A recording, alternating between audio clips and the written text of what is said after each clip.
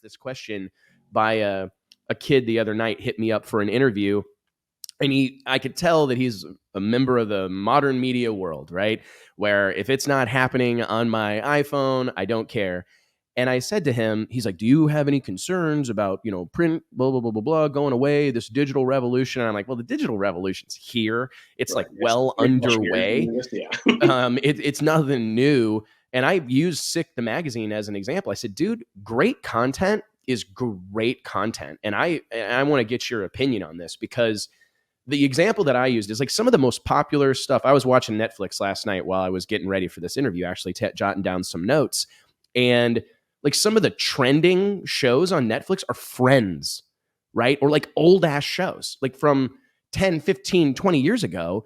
And what that tells me is the medium isn't as important as the content. Like a great TV show is a great TV show, whether it's on a VHS tape, a DVD, a Blu-ray, or a streaming service. Like great content is great content. And when I think about all the magazines that have failed or gone away or whatever in the newspapers, I'm not trying to call anybody out here, but you're pulling too much off the news wire, right? You're pulling, I mean, even in my little hometown in Northeast Missouri, I would get frustrated when I picked up our local paper because it was full of stuff that's just off the AP Newswire. It's just off a press wire service. They're not hiring writers to go do local stories. They're not talking about any topics or subjects that are near and dear the heart of the community. They're just going the path of least resistance. So no wonder they're struggling. No wonder nobody wants to read the damn thing.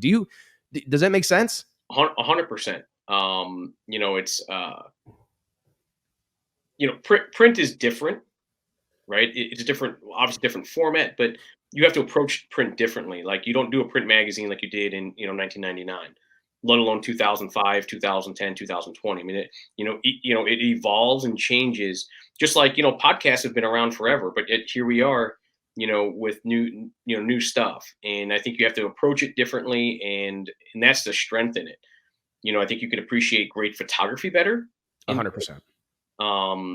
But the presentation of print has to be at that level really high, right? The days of, where I came from, like Muscle Mustangs and Carcraft and Hot Rod on the newsstand, those are long gone, right? Like anybody who says, oh, it was great back then, it was great. But everything's changed. The content has changed dramatically, and you have to keep up with it. You mentioned Sick the Magazine.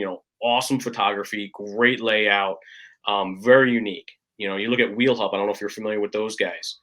Yeah, I've actually only recently seen it, to be honest. Yeah. Yeah, Stephen Kim, great guy. I knew him from back when he was a staffer at Hot Rod. He and Robert McGaffin and somebody else, they had kicked off this, Wheel Hub, and that's evolved into Mustang Hub and Chevy Hub. But the concentration is on, a very high level of photography, making it like a coffee table book. And, for Sick and those guys, that's a great way to present their product. I agree.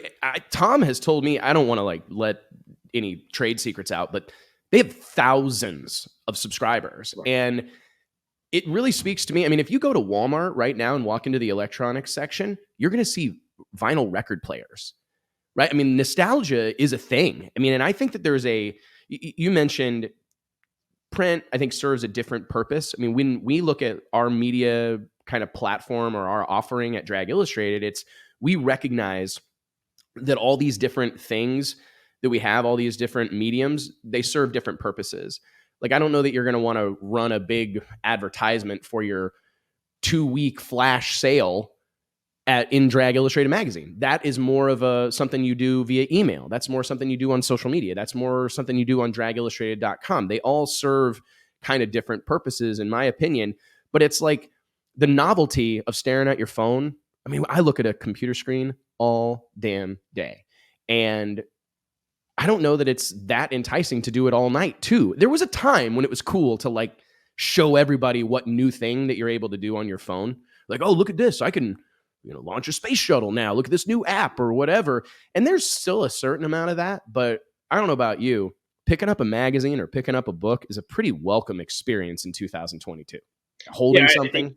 I think, there's like you mentioned, there's so many tools to reach different audiences and different messages, where, again, 20 years ago, you didn't have all these, widespread tools. I mean, you had websites. I remember, in the early 90s in college going on like mustangworks.com and like, oh my God, there's like new stuff every day. I could communicate with all these people. And it was unique and it was starting to get developed then, but it was still, if you were a company to deliver a message, like you said in the advertising, which what runs a lot of this, um, you have so many tools to utilize, like email lists. So, you know, three major social media platforms, I think, in our market, not including Twitter, but and just so much you can do.